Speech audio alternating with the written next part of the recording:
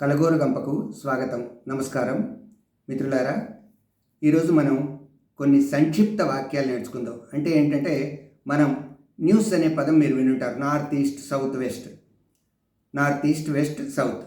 అదేవిధంగా ఏదైనా విషయాన్ని నేర్చుకోవాలి అని అంటే, మనం గుర్తుంచుకోవాలనుకుంటే ఈ పద్ధతి మంచిది అని భావిస్తూ ఇలా కొన్ని విషయాల్ని తెలుసుకుందాం. పడమటికి ప్రవహించే వాటిని మనం నదులు అంటుంటాం, కానీ అవి నదములు. పడమటికి వెళ్ళే వాటిని నదములు అంటారు.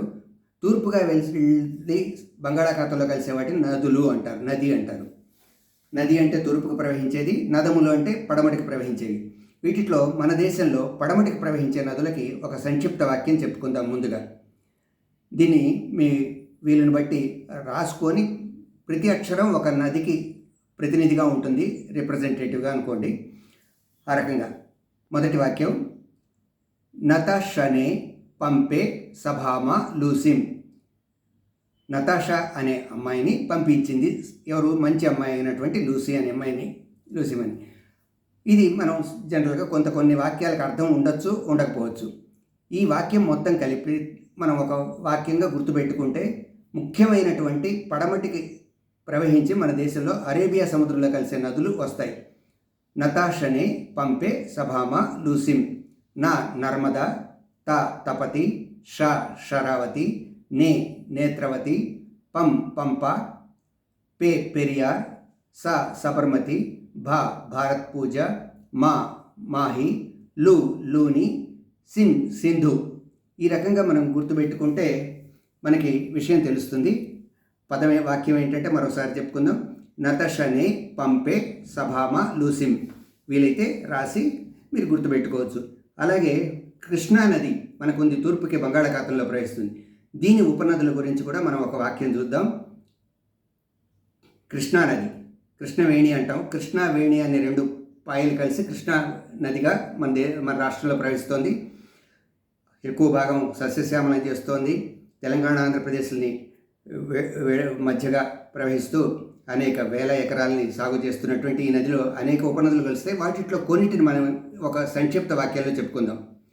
మనకి ఎప్పుడైనా కోపం వస్తే అది పాములాగా ఎదుటి వాళ్ళకి మనకి కూడా హాని చేస్తుంది. కోపము పాముగా భీతు వగుది.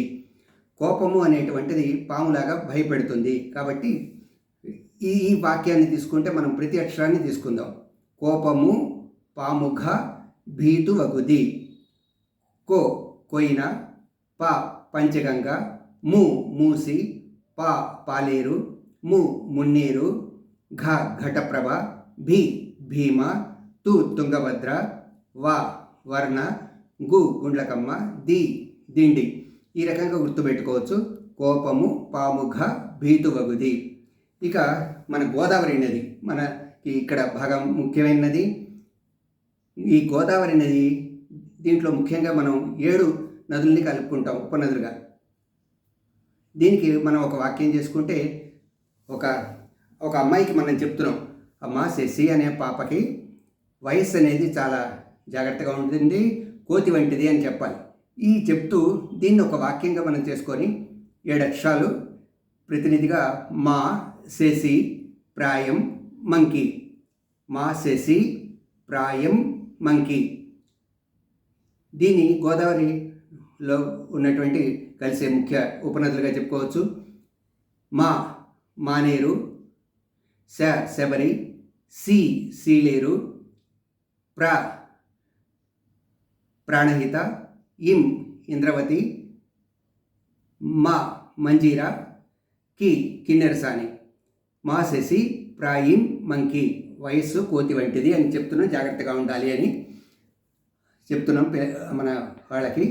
ఇట్లా పదాన్ని గుర్తుపెట్టుకుంటే మనం గోదావరిలో కలిసి కొన్ని ఉపనదుల్ని చెప్పుకోవచ్చు. అలాగే పినాకిని నది, దీన్నే పెన్నా నది అంటాము.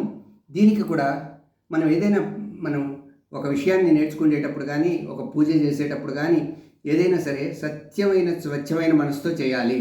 దీన్ని మనం ఒక చిన్న పదంగా మార్చి దానికి ఉన్నటువంటి ముఖ్యమైన ఉపనదుల్ని పెట్టుకోవచ్చు.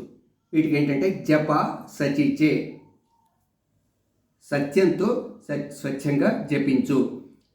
జప సచిచే. జ జయమంగళ, ప పాపాగ్ని, స సగిలేరు, చి చిత్రావతి, చే చెయ్యేరు. ఈ 5 ముఖ్యమైనటువంటి దానికి ఉపనదులు అన్నమాట. జప, సచి, చే పెన్నా నదికి ఉపనదులు.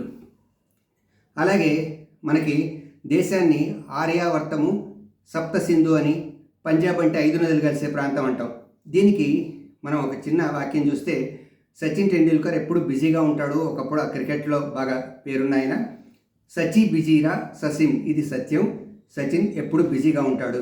ఇది ఏంటంటే సింధు నదికి ఉపనదులు. సింధు నదికి ఉపనదులు అన్నమాట ఇవి. సచి బిజీరా ససిం. పంజాబ్కి ఏమో మొదటి సచి బిజీరా తీసుకుంటే చాలు. ససిం అనేది సప్త సింధు లేదా ఆర్యావర్తానికి వస్తుంది. సచి బిజీరా ససిం. స సట్లేజ్, చి చీనాబ్, బి బియాస్, జి జీలం, రా రావి, స సరస్వతి, సిం సింధు. సచి బిజీరా ససిం. ఈ రకంగా మనం చెప్పుకుంటూ పోవచ్చు. ఇట్లా మనం ఈరోజు దీంట్లో కొన్ని విషయాలు తెలుసుకోవడం జరిగింది. ఇందులో ఏంటంటే పడమటికి ప్రవహించే నదములు ముందుగా తెలుసుకున్నాం. నతాషనే పంపే సభామ లూసిం. ఈ వాక్యాన్ని మనం గుర్తుపెట్టుకోవాలి. వీలైతే రాసుకోండి. నతాషనే పంపే సభామ లూసిం. తర్వాత కృష్ణానదికి ఉపనదులు అయినటువంటి నది తూర్పుగా ప్రవహిస్తోంది. దీనికి కోపము పాముఘ భీతువగుది. కోపము పాముఘ భీతువగుది. అట్లానే గోదావరి నదికి ఉపనదులు మాసెసి, ప్రాయం, మంకి. మాసెసి, ప్రాయం, మంకి. అలాగే పెన్నా నదికి ఉపనదులైనటువంటి జప, సచిచే. జప, సచిచే. వివరాలు మీరు పైన ఎలాగో విన్నారు. ఇంకా ఇది కాక ఆర్యావర్తం లేదా సప్త సింధు ప్రాంతంలో ప్రవహించి పంజాబ్లో ప్రవహించే 5 లేదా 7 ముఖ్యమైన నదులు ఏంటంటే సరస్వతి నది ఎటు అంతర్వాహిని, సింధు నది మన దేశంలో లేదు కాబట్టి మిగతా 5 ఉన్నాయి. సచి బిజీరా ససిం, సచి బిజీరా ససిం అంటూ మనం ఈరోజు తెలుసుకున్నాం. ధన్యవాదాలు. ఇది నచ్చితే లైక్ చేయండి, షేర్ చేయండి, సబ్స్క్రైబ్ చేయండి. ఇంకా రకరకాల విషయాల కోసం ఆదరించండి. వింటూ ఉండండి.